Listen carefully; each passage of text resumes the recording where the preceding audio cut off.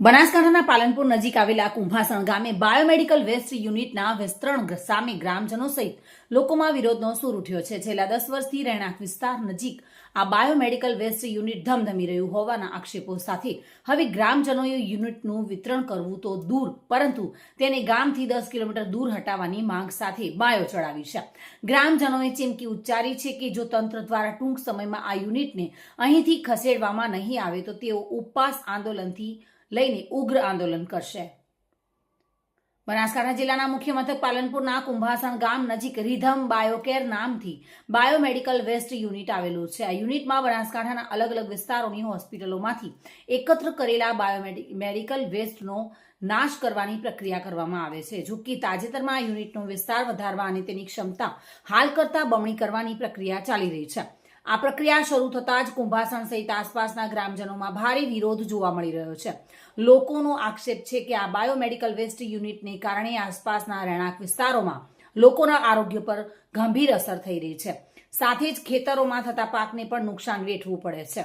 આથી યુનિટની ક્ષમતા વધારવી તો દૂર રહી પરંતુ તેને તાત્કાલિક અસરથી રહેણાંક વિસ્તારથી 10 કિલોમીટર દૂર ખસેડવામાં આવે તેવી માંગ સાથે ગ્રામજનો એકત્રિત થયા હતા।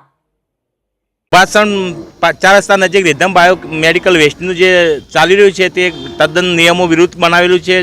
એના જે ગવર્મેન્ટ હેતુને ઉદ્દેશીને મતલબ કે કમાન્ડ એરિયા પણ ખોટો છે, બફર ઝોન ખોટું છે અને કુંભાસણ પ્રાથમિક શાળા હાઈસ્કૂલ કેળવણી મંડળની જગ્યા તે એર ડિસ્ટન્સમાં લગભગ 200 મીટરના અંતરમાં આવે છે, તેથી બાળકોને નુકસાન છે।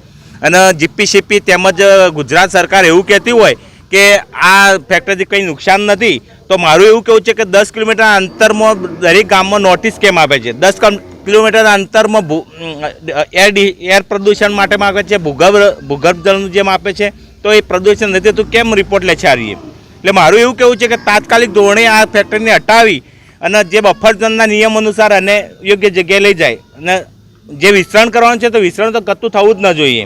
કુંભાસણ ગામની નજીકમાં બાયો વેસ્ટની જે ફેક્ટરી કરવામાં આવી છે એના વિરોધને મજબૂત કરવા માટે અને પર્યાવરણને થતું નુકસાન, ખેડૂતોને થતું નુકસાન અને આરોગ્યની દૃષ્ટિએ પબ્લિકને થતું નુકસાન, આ નુકસાનને દૂર કરવા માટે કોઈ પણ ભોગે આ ફેક્ટરીને કુંભાસણના સીમાડાની બહાર લઈ જઈ અને ખતરામાંથી મુક્ત કરવી એ માટેના પ્રયાસના ભાગરૂપે ગામના તમામ લોકો ભેગા થઈ અને રજૂઆત કરી રહ્યા છે। ની સીમમાં રિધમ બાયોકેર નામની મેડિકલ વેસ્ટ છે એ એમના કહેવા પ્રમાણે કે અમે જીપીસીબીના નોર્મ્સ પ્રમાણે ચાલીએ છીએ, પરંતુ હમણાં જે સુનાવણી થઈ એ દરમિયાન ગામ લોકો, આજુબાજુના જે ગામ લોકોનો વિરોધ જોતો આપણને ખ્યાલ આવી ગયો કે એ ખરેખર એન્વાયરમેન્ટ પ્રોટેક્શન એક્ટ 1986નું સતત 10 વર્ષથી એ ઉલ્લંઘન કરતું આવ્યું છે।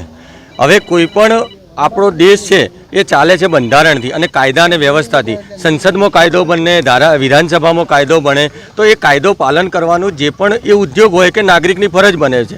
હવે જીપીસીબી આવા પર્યાવરણને લગતા કોઈ પણ ઉદ્યોગો હોય એની દેખરેખ રાખતું હોય। હવે જીપીસીબી એટલે ગુજરાત પ્રદૂષણ નિયંત્રણ બોર્ડે સતત 10 વર્ષ સુધી આ ફેક્ટરી નિયમો વિરુદ્ધ ચાલી એને કારણદર્શક નોટિસો આપી છે, રિજેક્શન ઓર્ડરો આપ્યા છે, છતાં એમને એવા તે એમના કયા સ્વાર્થ અને હેતુઓ છે કે એમને ચાલવા દીધી છે। હું કોઈ ગુનો કરું, પોલીસ મને પકડી જાય અને પોલીસ એમ કહે કે હવેથી નહીં કરું, ફરીથી હું ગુનો કરું, ફરીથી આવી રીતે સતત 10 વર્ષ ગુનો કરું અને હું નહીં કરું, આ રીતે કહેતા રહેવું આ કેટલું યોગ્ય છે?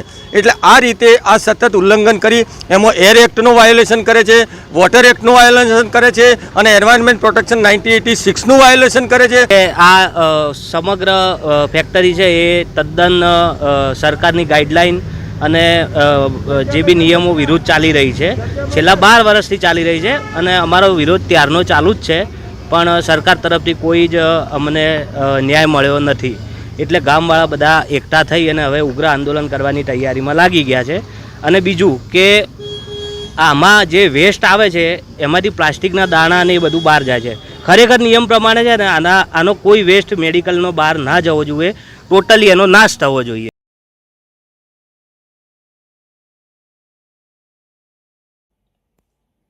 દિનેશ રાણા સાથે bureau report, today Gujarati news.